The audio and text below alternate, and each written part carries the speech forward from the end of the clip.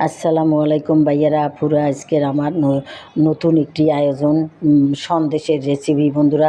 আজকে আমি খুবই দারুণ মজার একটি সন্দেশ তৈরি করব বাটার দিয়ে, ঘি দিয়ে এবং সুজি এবং সামান্য বেসন দিয়েছি বন্ধুরা। দিয়ে আমি ড্রাই ফ্রুট দিয়েছি, দিয়ে আমি সাজিয়েছি বন্ধুরা। এত মজার যে বলার মতো না। গুঁড়ো দুধ দিয়েছি বন্ধুরা, দুধের সরও দেওয়া যায়। যাই হোক বন্ধুরা, একবার খেলে জীবনে ভুলতে পারবে না। এই রকমের একটা সন্দেশ আমি তৈরি করে নিয়েছি।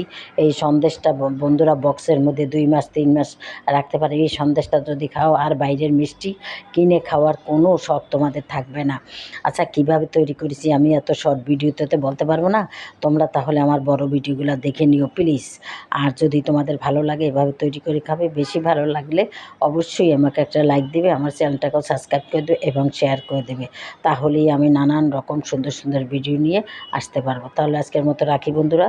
আসসালামু আলাইকুম, খুদা হাফেজ। তোমরা যে যেখানে থাকো ভালো থাকো।